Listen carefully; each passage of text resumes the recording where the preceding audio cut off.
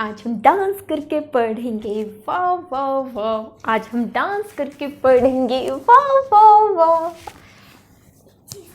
Hello friends, this is Rishu Verma and welcome back to my YouTube channel Shrim Bio Classes. So today I am here with the second chapter of plus 2 biology, that is sexual reproduction in flowering plants. As we know, the sexual reproduction exists in higher plants having complex body designs. So the main components, the main parts under this chapter are: number 1, flower; number 2, pre-fertilization; third one is double fertilization; next is post-fertilization; and fifth one is apomixis and polyembryony. So starting with the first topic, that is flower. Flower is the main part of the plant which helps in sexual reproduction, and it has main 4 parts,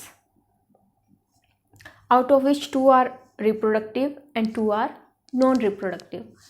The reproductive parts are androecium and gynoecium, and 2 are non-reproductive, which are calyx and corolla. Androecium is the innermost part of the flower, and it is the male part and also called as stamen. The stamen is made up of anther and filament. Next is gynoecium. Gynoecium is the female part and it is also called as carpel or pistil. And this pistil that has stigma, style and ovary. Next is calyx. Calyx is the outermost wall of the flower and it is green in color, and its main function is photosynthesis and to protect the flower under bud condition, during bud condition. Next one is, inside the calyx there is a second wall which is called as corolla, and simply it is called as petal. Petals, they are colorful and helps to attract insects, animals, etc. Next one is pre-fertilization.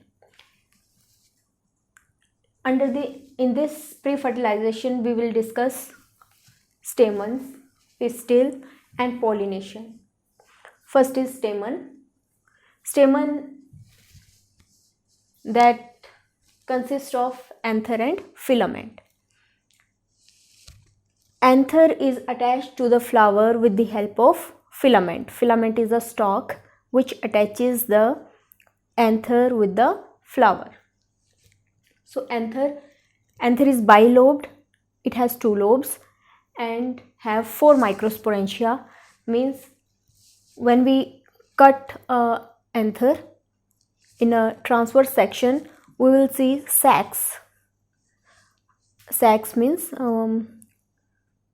bags, pouches, which are called as microsporangia. In this there is a development of pollen grains. Next is, each microsporangia have sporogenous tissue in its center.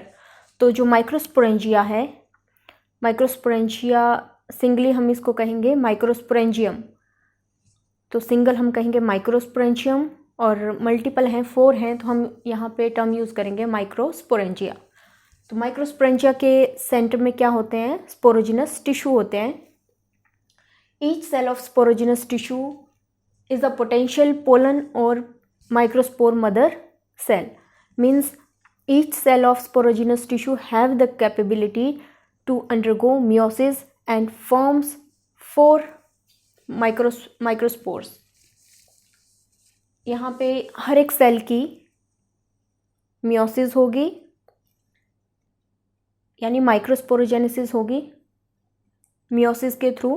तो एक cell से कितने cell बनेंगे? 4 cell. अगर यहाँ पे हमारे पास अगर 10 सेल हैं तो 10 सेल से कितने फर्दर सेल्स बनेंगे? 40. तो यहाँ पे हमारे पास एक पोलन मदर सेल जो होगा वो क्या बनाएगा? Microspore tetrad. after maturation, after development, these microspores, they are called as pollen grains. They converts to pollen grains. Pollen grains are also called as male gametophyte.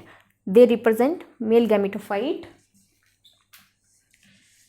Each pollen grain that has two cells, one is vegetative large cell and one is generative cell, which is small in size and float in the cytoplasm of the vegetative cell.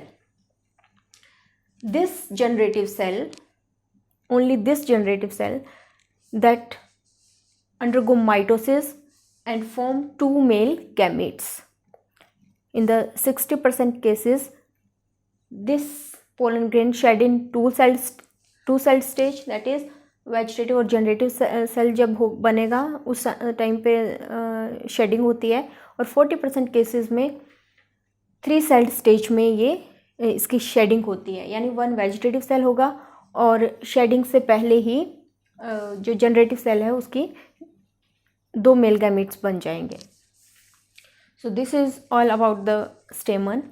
In next video we will discuss about the pistil and pollination. Thank you.